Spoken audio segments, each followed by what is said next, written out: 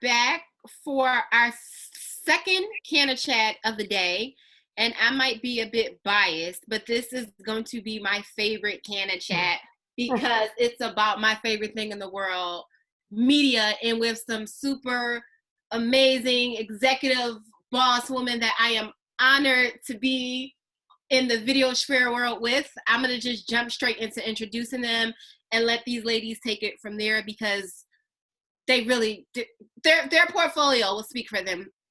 We have Elana Frankel, the founding editor-in-chief of Woman in Weed magazine. She's also a boss entrepreneur in so many cannabis endeavors. We have Lulu Cohen. She's a super, super OG boss publicist who did amazing, innovative campaigns in cannabis and hip hop, and she's working on the legalization of cannabis.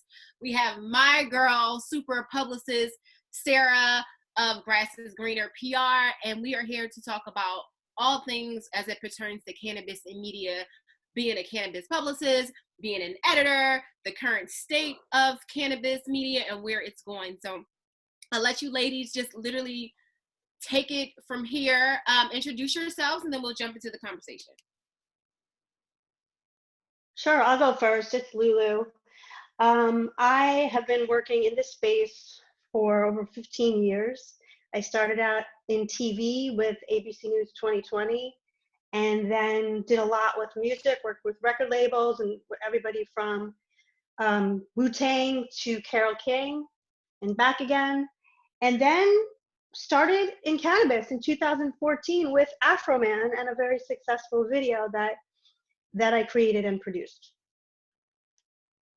Passing the steps. Very successful. The name of it is, I mean, super successful because, come on. Oh, because I got high, the positive remix. Yes. Absolutely. We'll delve. With Afro Man and partners, Weed Maps and Normal in 2014. Very proud of the work. We were everywhere, basically, at a time when cannabis wasn't as crossed over into the mainstream. And we really got crazy media from the Washington Post to Rolling Stone to Time. And I think to date, we've got about 11 million views. And it's a fun video. And it tagged the vote to legalize in 2014. And it did it in a really playful, fun way.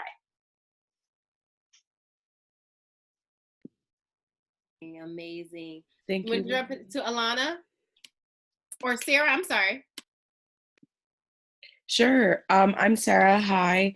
I founded Grass is Greener PR in 2017 after I began working in cannabis PR in 2016. As far as I knew at the time, I was in celebrity stuff, so I was doing some work with Mariah Carey and a couple of Bravo celebrities.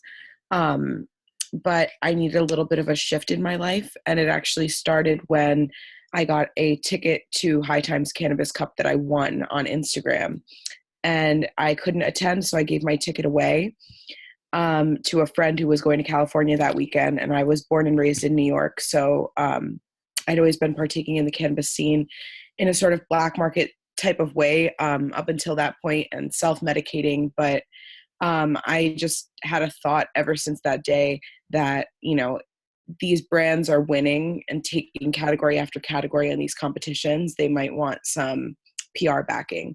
And that's when I joined, and it, for me right away, just was a very symbiotic relationship. It was finally a way where I could be myself at work every day and not have to feel that stigma, and in fact be more powered by it and powered by the people I was working with to make things just and right for everybody. Thanks, guys. Happy to be Awesome. Elana, sorry. Yeah, no worries. Hi, everyone. I'm Elana Frankel. Oh, man. I guess I've been in this business underground for 30 years and above ground for the last 5. Everything from cultivation to content creation. When I was creative director at One Kings Lane, I suffered a traumatic brain injury, a 4-inch fracture of the back of my skull, left me like a stroke victim. All the doctors told me that it was going to take a year of bed rest for me to heal.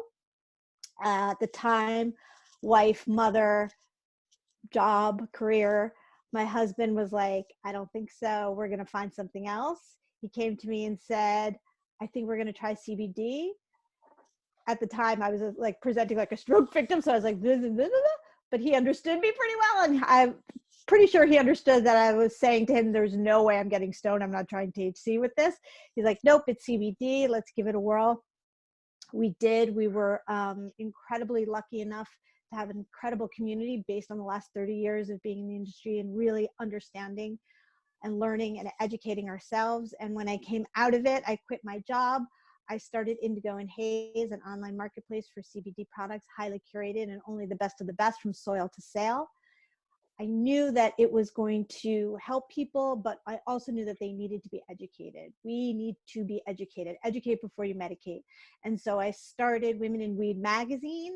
It's now turned into a book, which is right now distributed by Simon & Schuster and on Amazon, as well as indigoandhaze.com. So we got the access to the great product on indigoandhaze.com, started the magazine Women in Weed, turned into a book, really focused on design and inspiration as the third part of this business model. And here I am.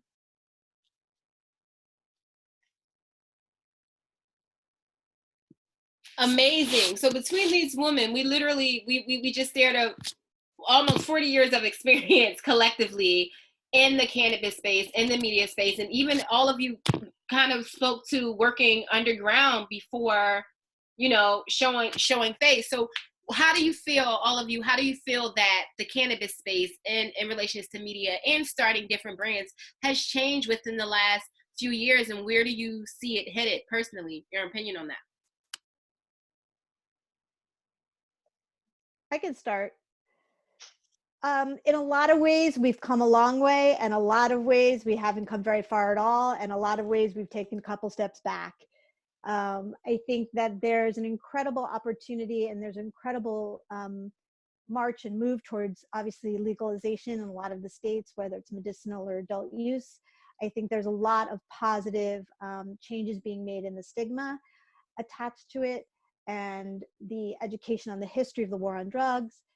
I do think that we're still woefully, painfully behind on supporting people of color, supporting women, supporting all of the people who have been so affected in the last 30, 40 years.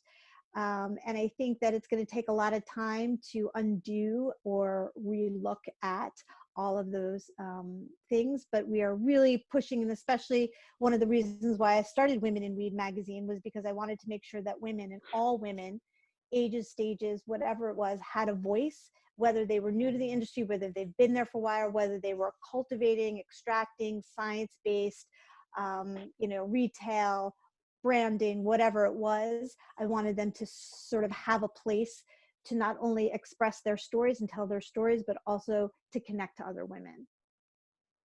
I agree. I think, in terms of the current news cycle and the media trends, it's become so open in the past 5 years, and that's with a lot of hard work.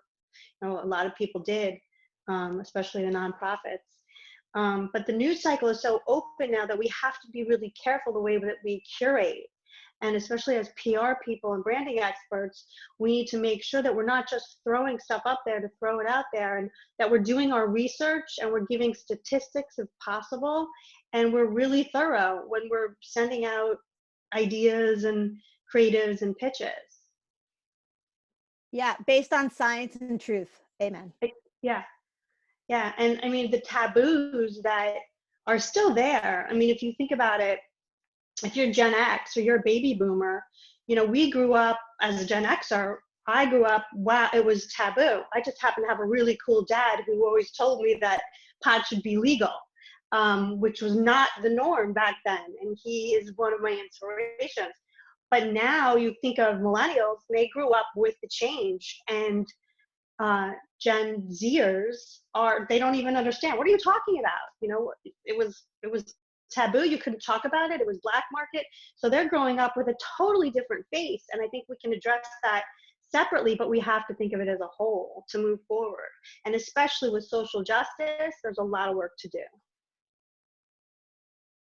I do think it also, you know, as publicists and as people who are working in the space right now, it's really easy and um, it's hard to turn away business when somebody's coming to you with a budget that's like a reasonable budget in this space. But I do think it's our duty as well to only support and back brands that, you know, are using ethical, you know, quality products, that are putting out something that we're proud to promote, that are, you know, doing something charity based in their organization. Um, you know, I think we have a lot of the marketing power all the time as PR people, and we need to wield that power to make sure that the brands and people that we're representing are a reflection of ourselves too, and what we stand for and the quality of products that we require. I agree, and I think part of that also has to do with the language that we use. You know, the idea of using the word cannabis now versus marijuana, and separating marijuana from hemp, and hemp is cannabis, using the phrase adult use versus recreational, or illicit market versus black market. I mean, these are things that matter. And I think as people in this industry, whether it's on the media side and in writing and producing editing, or on the PR media side, you know, it's important that the press releases, the stories that come out, really focus on not only, like I said, the science and the truth, but the correct use of language. And that, I think, is really important at this point. Yeah, Definitely. And as leaders, with what we're doing, I think that that's going to stimulate change. And part of that change needs to be, you know, underlying with realism. You know, a lot of back in the day, it was you could just throw something out there and it didn't matter. But now with cannabis, you have to have realism under it and numbers. And I think something you guys mentioned, charity work is so important. And I've always said that with clients that I've worked with is, you know, are you working with a charity? Are you, you know, are you a foundation? What are you going to do to give back when you're in the cannabis realm? Agreed. And I will say too, though, on the other side of all this, because this got serious really quickly, and it's an important, you know, emphasis, and the foundation needs to be there. But there's also something to be said at this point about this idea of education also coming through entertainment, and this idea of edutainment, and really, especially with our, you know, social media and really like quick, you know, attention spans, this idea of putting together ways to enlighten and inform and educate people through these sort of educational quick moments, I think is really also an exciting point that we're in. And I love to see the incredibly clever and beautiful ways that people are using visual language as well as the word to sort of create these moments that were really impactful. So true. And I think what in 2014, when we made that video, and as a producer, I consider myself creator of content, original content, and producer. When we made that, it's a long time to be in weed, since 2014, and it was, you know, and so I'm really an old timer when it comes to that. But you know, the edutainment factor, it's a great word, that we used in that is so goofy and silly, and he's on a sofa, and but the words, you know, were at, you know, lower thirds on the bottom, and it resonated back then. But now it's so different, and that kind of playful silliness, and he was really high, and he was on the sofa, and it was moving, and he was talking about legalizing. But now, bless you, there's such change. That sort of silly, easy role, it's not in style anymore. It's totally changed. I know, but what I don't want the industry to lose is that quirkiness and that sort of weirdness that is so integral to the original vibe of this whole world. And I think to sort of the trick is in media is to take all of these like pieces of goodness, this entertainment, this truth and science, this quirkiness, and to sort of start to roll it up into a new vision of what cannabis can look like for the world. And it's really important because the spectrum is so wide. You get from hardcore medicinal, really important medical breakthroughs that are happening with cannabis, all the way to adult use and the silliness and the Friday night or the videos. And so to find your place on that spectrum is exciting, but it's also very challenging because it's so open, because there's so many opportunity. You really, as a brand or as a magazine or as a publisher, whatever it is, you really need to focus on what it is you want and how you want on in this world on that spectrum. And that's just part of being innovative and creative and unique, and that's so key. And quickly, I had a conversation with a friend at Mary Jane who told me, no, we don't want to run any content that isn't going to focus on, social justice and access and education and legalization. He's like, he said, we just want to focus on that heavier side. And I thought, that's so interesting, because that is part of how it's changed. And he's like, if you're going to pitch me on original content on a TV series, that's what I want it to be. And they're actually starting something different. It's called Teal, that they're doing over there. And I think at Weed Maps too, I had a similar conversation. So it's changed and it's more serious, but it's still, like you said, you have to find that provocative in. Yeah, ladies, we have a comment from Heather Richmond. I think it's really good to speak to this where we are in the conversation right now. She said, we need to stop making fun of ourselves as a culture. We are also educated professionals. People need to take us seriously. Our industry is not a joke. How do we find that happy medium? What does that look like, in your opinion? One thing I always like to bring up is legalization in Washington. So I really like to look at the fact that they've blurred the lines between medical and recreational. And I think that this is something that applies to, a lot of questions that I get. I think that because they have blurred the lines between medical and recreational, it kind of shows that there are wellness properties in this. And if you could take other wellness industries seriously, you can take cannabis seriously. If you can take, the fact that somebody can be doing something in a recreational way that is helping them unbeknownst to them. So if you're going to play tennis, if you're going to do something, if you're going to work out, if you're going to go drink a matcha latte, all of those things we can accept as normal and serious. And I think that we should be able to apply those right on over to our industry as well. Yeah, I think it's a pivot, and I would say, Heather, it's happening. We're already, it's a business. It's traded. I mean, there's interest from huge corporations, and that is part of the problem. And the fine line is corporations that are trying to take it over from mom and pops and not giving, that what's due to fight the war on drugs and help the people that were incarcerated. And that's a whole other flip side of social justice. But it's changing and it's pivoting, and we are being taken seriously, I think. But it's been a long fight, and there's still a long way to go. I think there's two parts of this elevation conversation. I think that there's a need, of course, for the industry to, as you said, pivot and elevate itself and to be taken seriously. There's no doubt about it. But I think, again, going back to this, I think, Heather, you put it, making fun of ourselves. I think that that's always going to be there because of our history and because of the leaders of the history for so long, and that getting back to that like quirkiness. And I think what's going to separate the real, the new from the old is, again, I'm going back to finding that way to mix and bring that sort of quirkiness and kind of making fun with the seriousness. Because either way of either extreme is not going to work. Either it's going to be super corporate and everyone's going to, scream, oh my God, it's super corporate, or it's going to look like, 60 stoner, pothead bro.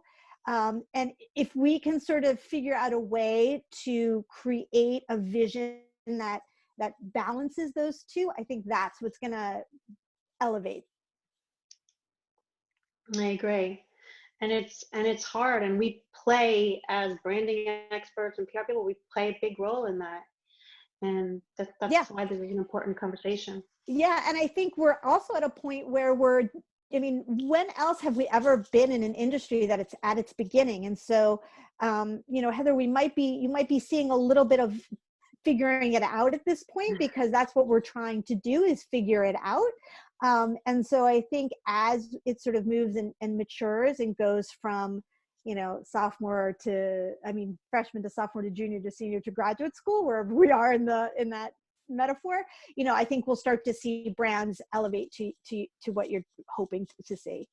I agree. And when I started in 2014, everybody said, "Oh, you're getting into it. It's the wild, wild west. It's at the very, baby beginnings, and you have to figure out how to tame it." And we still are a long way from taming it. So, but we've made a lot of strides.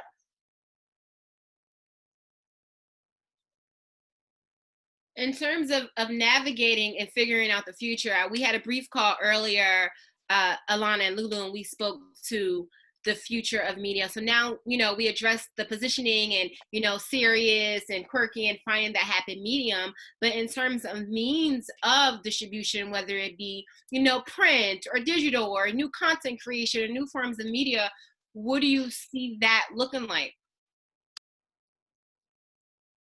I think we can speak to what's happening right now with the quarantine. Like we've seen, I've not really been going after traditional media for my clients. Like over the past few weeks, I've been seeing how they can jump onto live streams and actually engage with either their target consumer face to face, or, we've moved beyond the static media where you're just watching something on a screen and there's no way for the consumer to respond. And we're moving towards, a two-faced conversation where people are talking back to one another, even like we're experiencing right now. We're watching people's questions come in and we're responding to them. And I think that that's what it's about, the customer. Ultimately, what we're doing is we're selling product. We're an ancillary business for the selling of cannabis products. And, we're opening the doors for legislation in this, crazy sphere. But what we do ultimately sells cannabis. And the cannabis that we're selling, we're basically just, I guess we're going through different means to talk to the target consumer. Now it's social media. Everybody's on social media right now. So we need to take advantage of all of those people that are tapped in. So I think it's just changing. And we're seeing later this spring, we're seeing the launch of Quibi, which is, short videos that speak to a different generation or a different target demographic than we've been speaking to before. So we kind of have different alternatives to speaking to that customer. And I guess that's my response. Like we have to adapt to the changing times, the changing mediums to reach all of our demographics. I agree, but that's not to say that, print is still important. And I think a lot of people might say, "What? No, you're crazy, Lulu." But I think there are some great publishers out there that are working hard to do elevated social justice leaning print magazines. Actually writing for one of them right now. And, they're in mainstream markets. They're in CVS. And that's huge. And it's going to that older demographic. That mom in middle America who wants to learn more about, maybe educate herself. Maybe she's got pain in her fingers and she wants to learn more about CBD. So I think it's important. So I'm completely biased, but because the magazine Women in Weed is print only, we're exclusively print. We have no digital footprint whatsoever.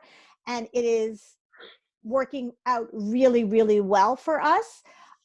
What's really working well, as Lulu said, is that we are on mainstream newsstands. We are in Barnes and Noble, we're in CVS, we're in Publix, we're in Whole Foods, we're in the smaller, on the smaller newsstands. And that is reaching people who we would not normally be able to reach because of all of the noise online. And for me, the one thing that was really important to me when I started this magazine was not only to provide that sort of well-rounded experience for women in cannabis to voice their stories, but also to read, was that I wanted to, let me backtrack for a second. The cannabis industry has an incredible ability to talk to each other. We're really good at being insular and everybody talks to each other and at each other.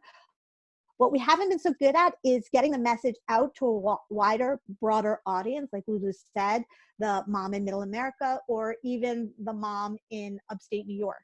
And so I think that seeing the magazine on the newsstand, at the cash register, at the grocery store, seeing it at Barnes and Noble, and quite frankly, especially at Barnes and Noble, where all of the cannabis magazines in the past have been in the men's section, Women in Weed does not sit in the men's section. It actually sits in the current news, current events section. And so to see that in a different light, I think is extremely important. I think going back to all of the noise online, there's a lot of incredible, reputable places to get information online, and I appreciate and love them all. But there's a lot of places that are not as reputable and are putting out misinformation. And it's really hard for the average consumer to know the difference. And I think if you present a well-packaged, a well-thought-out magazine based in truth and science, also backed by journalists, people who have been writers and investigative journalists for years, that is going to give it a sense of importance, of gravitas, and trust. And that's what it's all about. Now, to Sarah's point, yes, social media and online experiences are really, really important. And for my brand, Indigo and Haze, I have a huge presence online. I do sell the magazine and the book through it. So there is some sort of digital footprint for the magazine and the book, but for content only, it's paid through the magazine. But I think that there needs to be a balance. I'm all about balance, actually. I keep using that word in all my answers. But it is really important to sort of be able to speak to the demographic that you want to, whether it's in print or social media, or you really have to be tight in your message and who you want to reach and how you want to reach it, and put it out there. And I think that's so well said, because part of the difference is maybe when you look at some of the newer publications that are digital, like, that are coming, and Snapchat and Quibi, and, that's all about video. But print is sort of making a comeback. And it's a great area to be in, because it is sort of like the wild, wild west now for print to make its lane and stay in its lane, and to be able to grab that demographic that they were, my mother, would never think of using cannabis or CBD, but now, oh yeah, I definitely want to do that. And oh, here's a piece in a hardcover magazine, on a beautiful glossy magazine, makes her go, I'm in. And you're hitting that 50 to, dare I say, 90 demographic to educate them and make it come full circle.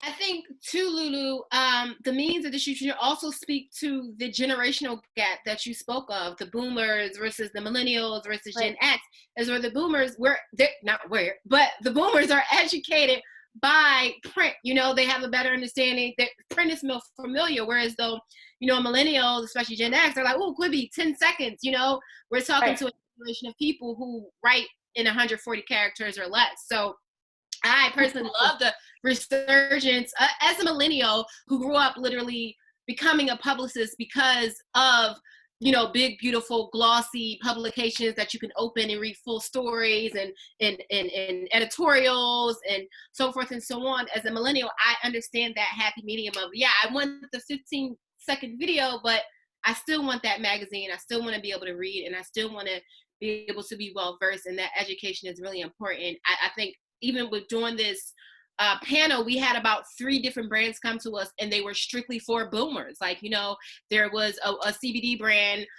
for boomers. So many different brands are building for boomers right now. So I think it's all important. And, print is important. This digital is important. It's really a matter of making sure that we get the information out there in an informed way. Like you said, the terminology has to be correct, and the messaging, the means doesn't matter, as long as and I think that's something we need to talk about, because right now we're separating print with boomers, millennials with this. To me, it's not. Basically, if you have a brand, if you have a story to tell, you can tell it over any medium you want. You can tell it in print, you can tell it in Quibi, you can tell it in Snapchat. It's just how the messaging. So if you want to tell a bigger story, if you've got a narrative, if you've got some education, if you've got a founder story, an origin story to tell, print might be better. If you've got an edutainment, if you've got how to roll a perfect joint with blah blah blah, that's a Quibi. If you've got a little Snapchat moment. You can be the same brand. It's the same message. And honestly, CBD for people at 50 and older is the same CBD for 22-year-olds. It's the same CBD. We're not, I know what I'm CBD. trying to say, but your messaging may be received differently. Yeah, but you can send them, so you can sell your CBD, or you can tell your story to all of those people, but you just have to pick the right medium to tell them. So I don't want to lane people into certain, because I know 20-year-olds who read magazines, and I know 50-year-olds who read magazines, and I think it just depends what you're trying to say and how you want to say it, and who's the voice that you want, to tell your story. It's all about storytelling. Mm-hmm. It's just how you're doing it. And I think, Sarah's right. In the time of isolation and staying at home, the shift is towards that online experience until we get back out into the world. And Barnes & Noble's actually stopping accepting new magazines for a while because of the quarantine. So they're, so we shift, we pivot. And then when we're back out into the world and everything's back to whatever normal looks like, hopefully it won't look like what it was normal before, but we'll be able to, go back to the newsstand and get the magazine, as well as see the companion piece on social media. I do also think it's worth saying that one thing I have noticed is that with most of the bulk of my PR experience being in digital media, one thing I've noticed is that a lot of people who have started off working in PR in like fashion and other industries prior, with a lot of editorial experience, tend to keep their contacts in editorial for a very long time, whereas I've noticed a lot of embrace for people who have a lot of digital experience go towards people in digital. And that's like almost like an obvious thing, because obviously your contacts go with you, but that is something I have like recognized over time too. And I've seen like, oh, people in digital tend to embrace me more. They're easier to connect with and they're easier to find their contact. Whereas I find a little bit more difficulty in the mainstream and technically in book publications, just in general, because there's a lot more barricades towards getting that contact. It's like, whereas if you hit somebody up for the first time and you say, hey, I would like my client to join on a Facebook Live. That's something I noticed like with a couple years ago with the Daily Mail. I was having my clients go in and do Facebook Lives with Daily Mail all the time because I had a great contact with someone there who could make that happen. Whereas on the editorial side, sometimes it's like, let me ask my editor, let me ask the publisher. There's a lot more, I guess, just things in the way of getting your final story out there to the public. So I've noticed a larger embrace on the digital side, but I do see the value in all types of media because I do understand the widespread demo of the consumer reading it. Yeah, Sarah, I completely agree with you. And I think it's purely based on real estate. Yeah. So with a Facebook Live digital, like you can put up as much as you want and it's pretty cheap. You take out, you want to do a 1,500 word story in a magazine, like that's a lot of real estate. Labor. And that's, and that's an expensive proposition. And so I think that's why, and also to be honest with you, print people can be a little snotty. So, but I couldn't it's agree just more the change. Exactly. Yeah. It's like navigating both media and cannabis at the same time. And people. Yeah, exactly. And a lot of people also act as gatekeepers that don't want us to tell the story of cannabis. Like realistically speaking, like there are a lot of like print publications that I've been reaching out to for years who still won't budge, because of their personal biases, not because I can't find an angle that doesn't fit into not only their publication, but their byline, but that they are really being gatekeepers of this and don't approve. So they don't want to write a story about it. I agree. And that's another reason why I started Women in Weed, because I basically was sick of, not seeing the stories that I wanted to read and knowing that it was because of what you just described. Right. And these were incredible, getting back to Heather, these were incredible women who were really, I was going to say high in their field, but high up in their field, and they switched over to cannabis. They're doing incredible they're doing incredible work, and the stories are unbelievable, but they just weren't being told. Right. because of what you described. Yeah, so I totally agree with you. Love it.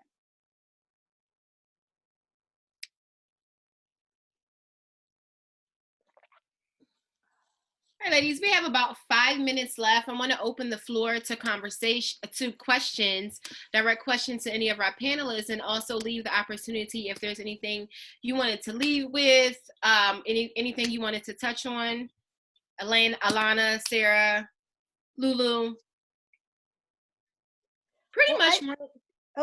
I just wanted to say that this was, I mean, Lulu and Sarah, you guys rock. I mean, I'm so happy to be on this panel with you, and kind of for putting it, you know, for moderating.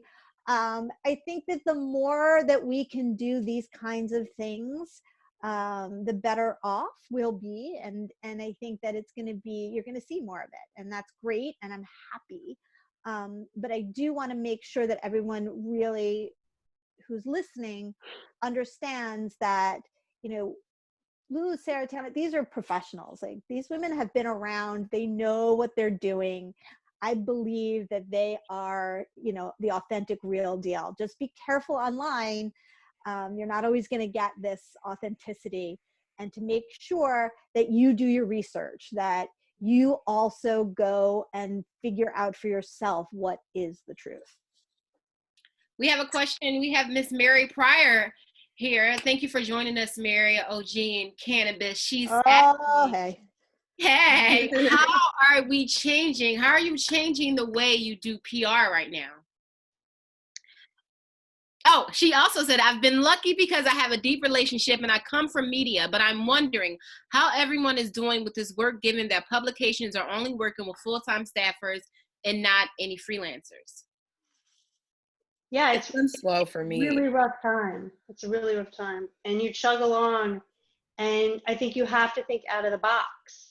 That's one thing that I've been doing, is trying to think out of the box to try to create mini videos and mini sort of features. But I'm using video to move forward with a lot of clients. So that's been helping me during this insane crisis. I've been working a lot with influencers. So I've been kind of taking like a little moment back from PR. I'm kind of letting all of the madness blow over until we want to talk about something that, you know, actually has science-based evidence behind, because I don't want to just put all of my clients in front of the media right now for them to talk about something that they don't know much about. Like, I don't want people making claims about coronavirus that don't make sense. I don't want anybody claiming a health benefit to cannabis that we're not 100% sure of. So right now, I think it's better to take some of my leverage in influencer management and kind of seek out what brands are trying, you know, could use a push right now, doing some pro bono work for small businesses, doing some work, you know, for content creation, back to what Lulu said, with those influencers for brands right now, kind of doing a small pivot until we're essentially in sweeps right now. So that's what we kind of have to either wait out or become a part of.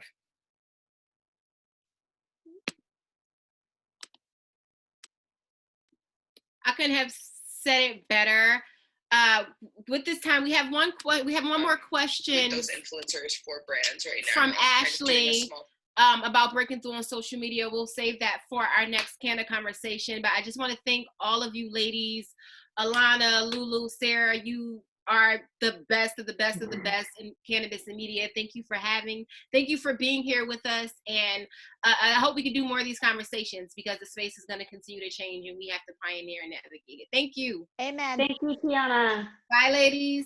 Stay safe, everybody. Bye. Be well. Bye-bye.